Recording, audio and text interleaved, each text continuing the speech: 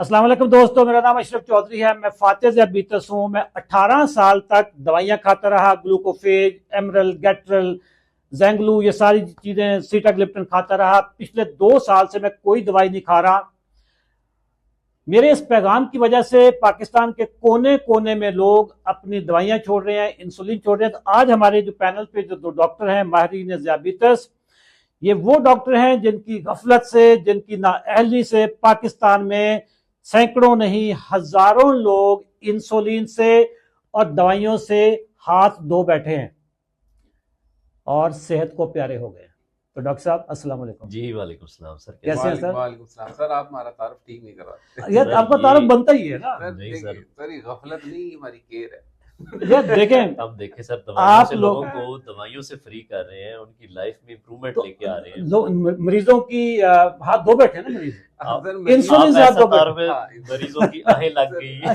Sir वो ऐसे लग रहा है जैसे ना हम बड़ा मासूम थे। ठीक है एक तो दवाइयाँ चढ़वा रहे हैं, दूसरा डॉक्टर साहब, यकीन जाने के जो मैसेजेस आते हैं हमें, जी जो 90 डेज चैलेंज में हमारे पास मैसेजेस आते हैं, लोग जो पिछले कई कई साल से रोजे नहीं रख पा रहे थे, रोजे रखते थे तो 11 बजे रोजा तोड़ना पड़ता था, बिल्कुल हाइपो में ऐसे ही। चले जाते थे। अगर इंसुलिन नहीं लगाते थे तो फिर शुगर छत पे शुगर लगती आसमान थी। पे। ठीक है, अच्छा, अब वो लोग दवाएं दे रहे हैं हमें। बिल्कुल सादकाबाद के मोइन साहब, जी बिल्कुल सीजन 21 यस सीजन 21 के हैं। बिल्कुल उनका मुझे मैसेज आया कि मेरी ज़िंदगी के ना, ये जब से मुझे शुगर हुई है, पहले रोज़े हैं जो मैं बगैर इंसुलिन के लगा कर रहा हूँ। सर, हम क्योंकि दवाइयाँ ही बंद करा देते हाँ। हैं तो ये टेंशन ही खत्म हो जाती है कि शुगर ज्यादा सर, होनी ये है या देखें, कम होनी है। ये देखें, जब आप ये अगले बंदे को ये बात समझा देते हैं कि ये गजाई बीमारी है, गजा की दुरुस्त करने से आपको इंसुलिन, दवाइयाँ, उनके साइड इफेक्ट्स की जरूरत ही नहीं है। अब देखिए, एक बंदा बेचारा इंसुलिन लगा लगा के उसको पेट में इतने बड़े सर वो गिल्टियाँ बन जाती हैं, गिल्टियाँ बन जाती हैं, जख्म बन जाते आज हैं। मुझे हारूनाबाद से हमारे, मेरा ख्याल है कि किसी सीज़न में 22 सीज़न में एक बच्ची है 24 साल की,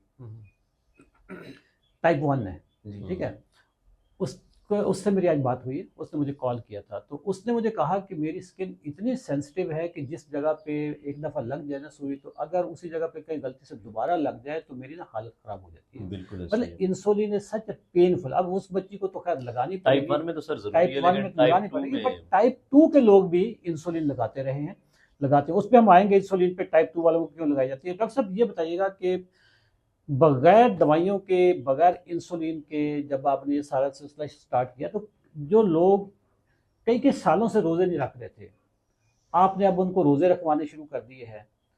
ये आपके पास कौन सी ये शुभ शुभ कौन सा है डॉक्टर साहब? सर, इसमें ये है कि क्योंकि टाइप 2 डायबिटीज टोटल एक गजाई बीमारी है। ओके, अगर इसमें आप अपनी गजा को बेहतर कर लेते हैं तो शुगर को बेहतर कर लेते हैं।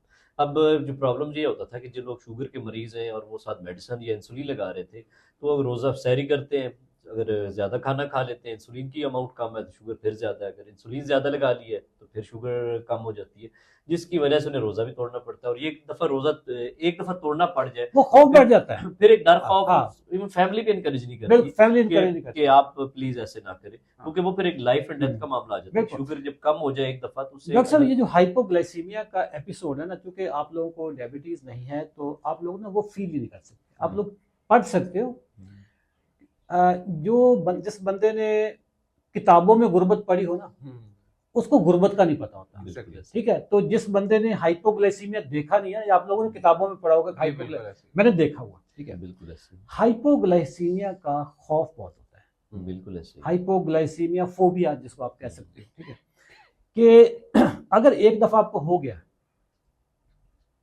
और आपकी हालत गैर हो गई है, आप घर से निकलते हुए ना खजूरें और मोबाइल छोड़ के भूल सकते हैं, चाबी भूल सकते हैं, पर्स भूल सकते हैं, लेकिन आपके ना बैकअप माइंड में एक चीज चल रही होगी कि व्हाट इफ अगर मुझे हाइपोग्लाइसीमिया हो गया। आप चॉकलेट, कैंडी, चीनी, बिस्किट्स। ठीक है। मेरा लैपटॉप का जो बैग है, उस पे मैं एक अरसा दराज तक, अब तो अल्हम्दुलिल्लाह मुझे ज़रूरत नहीं होती, जब बिल्कुल। मैं डायबिटीज़ जब मैं खाता था, मेडिसिन खाता था, मेरे लैपटॉप के बैग में आपको कैंडीज़ मिलेंगी, च्युइंगम्स मिलेंगे, और वो जो शुगर के साशे होते हैं वो मैंने रखे होते थे कि यार किसी किसी वक्त भी भी टाइम हो सकता है। मैं एक दफ़ा रोड पे गाड़ी चला रहा, ये बरकत मार्केट लाहौर के करीब, ऑल ऑफ ए सडन मुझे फील होना शुरू हो गया।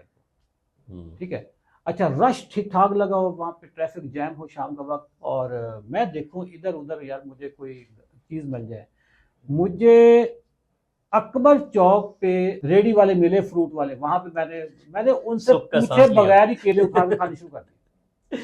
मैंने कहा ये अभी मैं से पूछूंगा, मैं केला उठा के खाना शुरू कर दी। ये हालत होती है हाइपोग्लाइसीमिया का। अगर एक दफा आपको अटैक हो जाए, आपको रात को डर से नींद भी नहीं आती कि यार कहीं मुझे हाइपोग्लाइसीमिया ना हो जाए। सर Exactly वैसे ऐसे एक ही और है। बात भी है, पूछे बगैर केले खाने का मजा भी अपना है। सर ਉਹਦਾ ਤਾਂ स्वाद ही अपना है ना, पूछे बगैर किसी दूसरे चीज को हाथ लाना, तो ਉਹਦਾ ਤਾਂ स्वाद ही अपना है। ठीक है, अच्छा डॉक्टर साहब, जो शुगर जिससे बढ़ती है, जिससे हाइपोग्लाइसीमिया होता है, जो कार्बोहाइड्रेट्स है ना, सिंपल एंड रिफाइंड कार्बोहाइड्रेट्स, जो बंदा सिंपल एंड रिफाइंड कार्बोहाइड्रेट्स सहरी में खाएगा, उसकी एक दफा शुगर स्पाइक आएगी, बिल्कुल बिल्कुल ऐसे छत पे जाएगी, जी, और फिर साथ ही डाउन आ जाएगी, बिल्कुल ऐसे ही। फिर भूख ठीक लगना है, शुरू हो फिर जाती भूख लगनी शुरू हो जाएगी।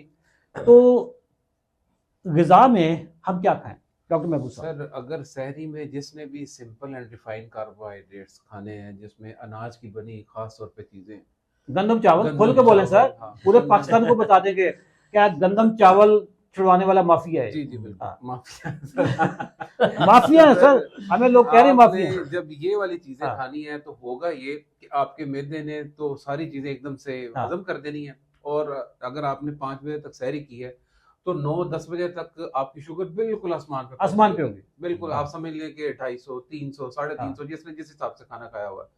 लेकिन फिर उसके बाद बॉडी के पास बॉडी को ये मैसेज मिला है कि भाई इस सारे अब ट्रक को, कैलोरीज के ट्रक को अब कहीं ना कहीं लादना भी है।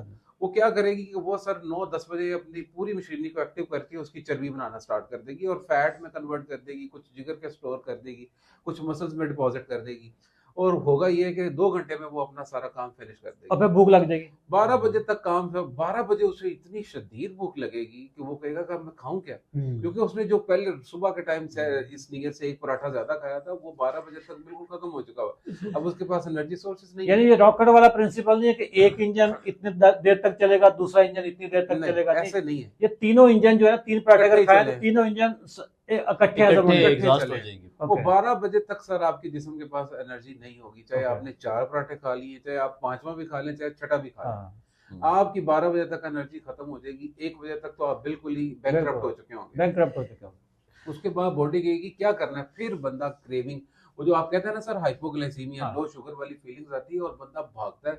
हर चीज देख के उसे हाँ। ये लगता है कि भाई मैंने रोजा क्यों रखा। वो बेचारा 1 घंटा इस कर्व में, इस तकलीफ में गुजारता है कि मैंने रोजा रख लिया तो अब मैं क्या करूं, कैसे मैनेज करूं, बिल्कुल, लेकिन 2 बजे उसकी बस हो जाती है। लेडीज एंड जेंटलमैन, कंक्लूड करते हैं कि जो शुगर है ग़िज़ाई बीमारी है, डाइटरी डिसऑर्डर है। ग़िज़ा को दुरुस्त कर लें तो आपकी इंसुलिन भी छूट जाती है, टाइप 2 की मैं बात कर रहा हूँ, और दवाइयाँ भी छूट जाती हैं। रोज़े में, सहरी में आपने रिफाइंड और सिंपल कार्बोहाइड्रेट्स, सिंपल वर्ड में आपने अनाज नहीं खाना, आपने खाना है protein based diet, fats based diet, और आपको कार्बोहाइड्रेट्स मिलते हैं नट्स के जरिए, आपको दही में कार्बोहाइड्रेट्स मिल जाते हैं, आपको सैलड में कार्बोहाइड्रेट्स मिल जाते हैं। ये चीज़ें अगर आप अपनी खुराक में, सहरी में रखेंगे तो आप ना शुगर आपकी हाई जाएगी ना लो जाएगी, बड़ी स्टेबल शुगर रहेगी। Thank you very much. दुआ में याद रखिएगा। अल्लाह हाफ़िज़।